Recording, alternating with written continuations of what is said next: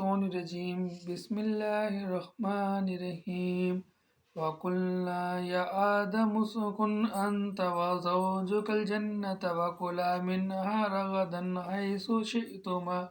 وَلَا تَقْرَبَا هَٰذِهِ الشَّجَرَةَ فَتَكُونَا مِنَ الظَّالِمِينَ۔ اور ہم نے کہہ دیا کہ اے آدم، تم اور تمہاری بیوی جنت میں رہو اور جہاں کہیں سے چاہو کھاؤ پیو، لیکن اس درخت کے قریب بھی نہ جانا ورنہ ظالم ہو جاؤ گے۔ یعنی کہ آدم اور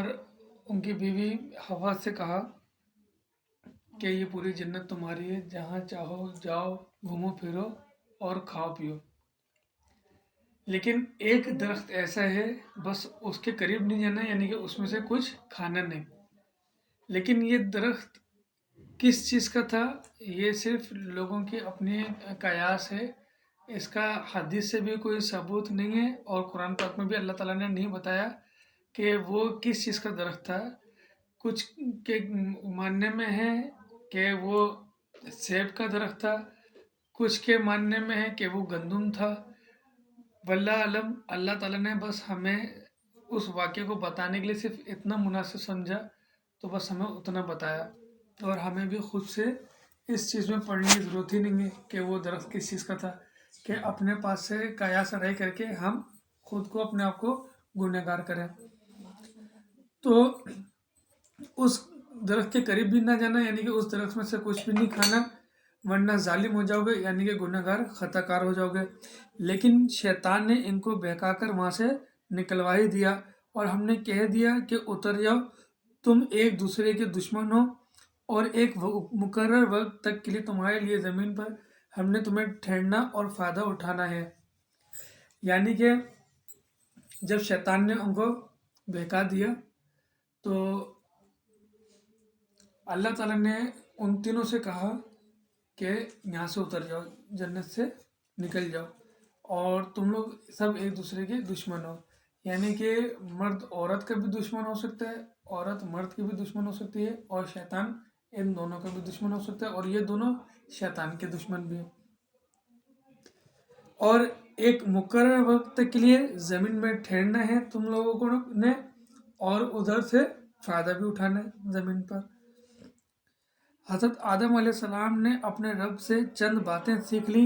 اور اللہ تعالیٰ نے ان کی توبہ قبول فرمائی، بے شک وہی توبہ کرنے والا اور رحم کرنے والا ہے۔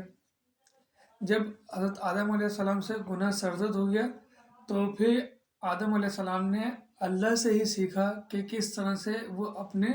گناہوں کی معافی مانگے اور توبہ کریں۔ اللہ تعالیٰ نے ہی ان کو سکھایا کہ ان کو کس طرح سے معافی مانگنی ہے، وہ جس طرح سے توبہ کرنی ہے، کیا دعا کی تھی، وہ انشاءاللہ آگے آیت میں ملے گا ہمیں۔ اور اللہ تعالیٰ ہی غفور رحیم ہے، بے شک وہی معافی کو قبول کرنے والا ہے اور وہی ہمیں معاف کرنے والا ہے۔ ہم نے کہا تم سب یہاں سے چلے جاؤ، جب کبھی تمہارے پاس میری ہدایت پہنچے تو اس کی تابعداری کرنے والوں پر کوئی خوف و غم نہیں ہو۔ یعنی کہ جب تمہیں یہاں سے اتار دیا جائے گا، اور جب تمہارے اوپر میری طرف سے کوئی بھی پیغام ملے، جو بھی ہدایت ملے، تم نے اس کو قبول کرنا ہے، اور جو تابعداری کرے گا میرے اس حکم کی تو اس کے اوپر کوئی بھی غم نہیں ہوگا، کوئی بھی خوف نہیں ہوگا، کیونکہ اللہ تعالیٰ کا جو خوف رکھتا ہے وہ اور کسی چیز سے نہیں ڈرتا، اور جس کو آخرت پر ایمان ہوتا ہے تو اس کو کسی چیز کا غم نہیں ہوتا۔ اس کو معلوم ہے کہ یہ دنیا عارضی ہے، یہاں کی تکلیفیں، یہاں کی پریشانیاں سب عارضی ہیں، یہ ایک وقت ہے، ختم ہو جائے گا، اس کے بعد ہمارا اصل ٹھکانہ ہمارا اپنا گھر جنت ہے، اور پھر ہمیں ہمیشہ وہاں ابدی زندگی گزارنی ہے، وہاں ہمیں ہمیشہ رہنا ہے۔ تو یہ وہی لوگ ہوتے ہیں جن کا ایمان بڑا پختہ ہوتا ہے۔ جن کے ایمان پختہ ہوتے ہیں نا، تو اس کو کبھی بھی دنیا کی رنج و غم اس کو شکست دے ہی نہیں سکتے۔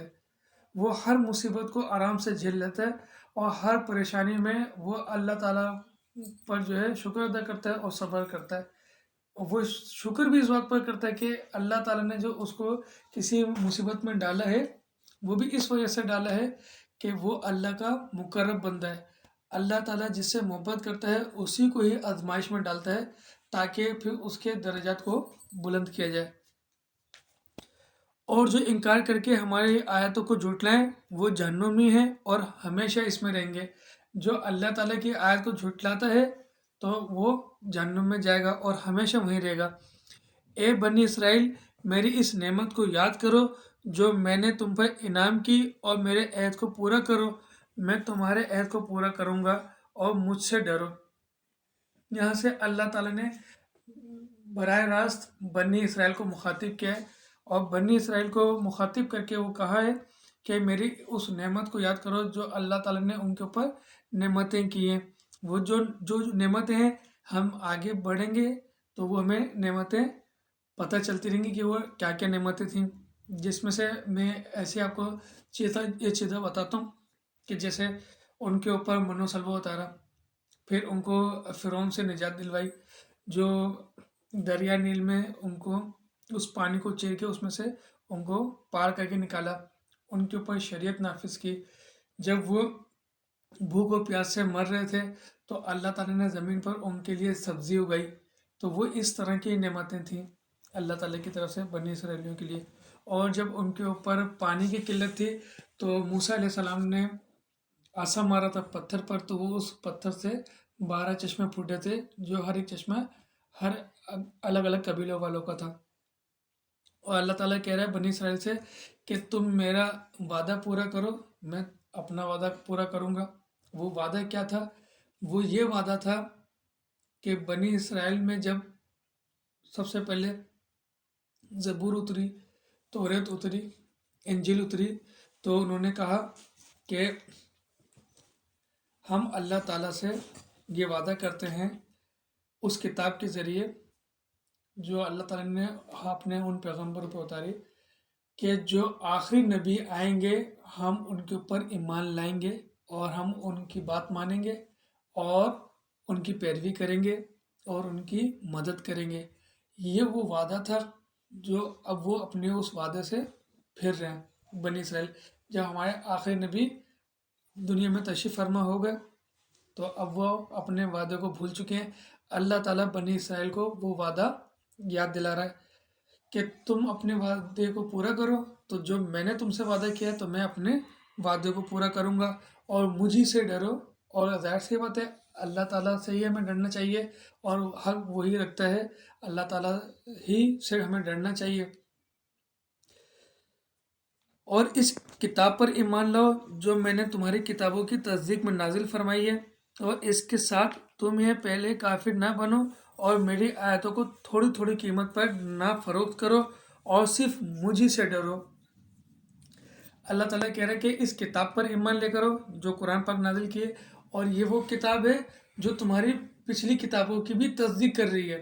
توریت، زبور اور انجیل کی بھی تصدیق کر رہی ہے یہ کتاب۔ تو جب تمہاری یہ کتاب قرآن پاک تمہاری پچھلی کتابوں کی تصدیق کر رہی ہے اور اس میں کوئی شک نہیں ہے، کوئی جھوٹ نہیں ہے اس میں ایسا، تو پھر تمہیں چاہیے کہ تم کافر نہ بنو، یعنی کہ اس کے انکار کرنے والوں میں نہ بنو، اور اللہ تعالیٰ کی آیتوں کو تھوڑی سی قیمت پر نہ بیچو۔ اس میں ایک فصیح بیان ہے، وہ وسیع بیان یہ بات ہے کہ جو توریت، زبور اور انجیل اتری تھی کتاب، ان لوگوں نے اس میں اپنی تحریف کر کے اپنے پاس سے اس میں ایڈیٹنگ کر کے اللہ تعالیٰ کی طرف راغب کر دیا کہ یہ اللہ تعالیٰ کی طرف سے اتری یہ بات، اور اس میں لوگوں کی من پسند باتیں اس میں کرنا شروع کر دی، صرف اس بنا پر کہ بدلے میں ان کو کچھ قیمت مل جایا کرتی تھی۔ تو اللہ تعالیٰ یہ منع کر رہے ہیں کہ اللہ تعالیٰ کی آیتوں کو تھوڑی سی قیمت پر نہ بیچو۔ اچھا، یہ کام صرف بنی اسرائیل کے علماء کرام نہیں، آج کے دور کے بھی ہمارے علماء کرام کر رہے ہیں کہ جو حق اور سچ ہے اس کو چھپا لیتے ہیں، اور جو ہمارے لوگوں کی من پسند بات ہوتی ہے وہ بتاتے ہیں۔ کیوں؟ اس کے بدلے میں ان کو بہت سے فنڈ ملنے ہوتے ہیں۔ اگر وہ حق اور سچ بتائیں تو ان کو فنڈ ملنا بند ہو جائے گا، بدلے میں بلکہ جوتے اور چپلیں پڑیں گی۔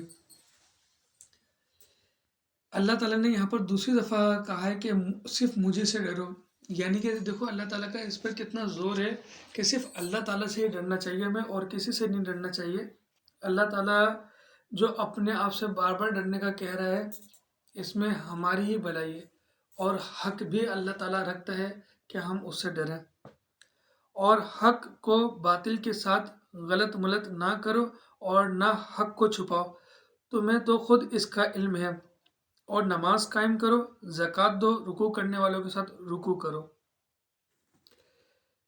جو حق ہے اسی کو ہی بیان کرو،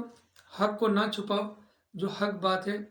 تم اچھے سے جانتے ہو، جتنے بھی عالم ہیں اللہ تعالیٰ سب سے کہہ رہے ہیں کہ تم عالم ہو، تم اس بات کو اچھے سے جانتے ہو کہ اللہ تعالیٰ نے تم سے پہلے بھی کیا ارشاد فرمایا، اور اس قرآن پاک میں بھی اللہ تعالیٰ وہ دوبارہ ارشاد فرما رہے ہیں کہ جو حق ہے اسی کو ہی بیان کرنا چاہیے اور جھوٹ نہیں بیان کرنا چاہیے، اور جو کوئی سچ دیکھے، حق دیکھے، تو اس کو چاہیے کہ وہ اس کی گواہی دے، خوف سے، دنیاوی کسی کی طاقت سے نہ ڈرے۔ جو آپ نے کسی کے ساتھ غلط ہوتے ہوئے دیکھا ہے اور جب آپ سے پوچھا جائے تو آپ کو چاہیے کہ آپ حق کی گواہی دو۔ اگر آپ سے کوئی نہ بھی پوچھے نا تو آپ کو چاہیے کہ آپ حق کا ساتھ دو، اگر آپ طاقت رکھتے ہو تو۔ اتنی طاقت رکھتے ہو کہ اگر آپ چاہو تو زبان سے روک سکتے ہو تو زبان سے روکو، ہاتھ سے روکنے کی طاقت رکھتے ہو تو ہاتھ سے روکو، اور ان دونوں کی طاقت نہیں رکھتے ہو تو کم سے کم اس کو دل میں تو برا سمجھو کہ ہاں اس نے جو کیا ہے یہ غلط ہے، یہ برا ہے۔ لیکن اللہ تعالیٰ کہتے ہیں کہ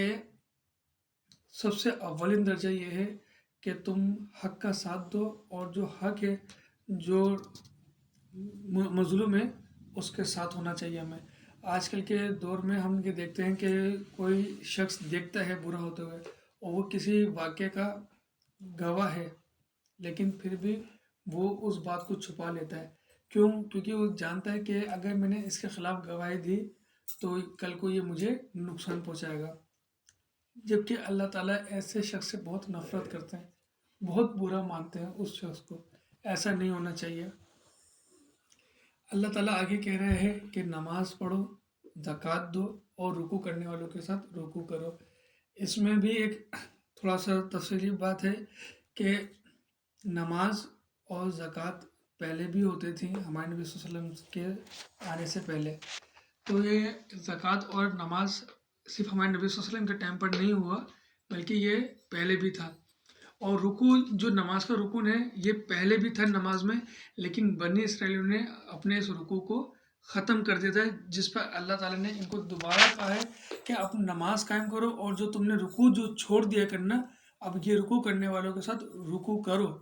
جو تم نے اپنے اس رکن کو ختم کر دیا ہے۔ اللہ تعالیٰ سے دعا ہے کہ اللہ تعالیٰ ہم سب کو 5 وقت کی نماز پڑھنے کی توفیق عطا فرمائے، اور ہمیں حق کے ساتھ ایمان پر خاتمہ عطا فرمائے۔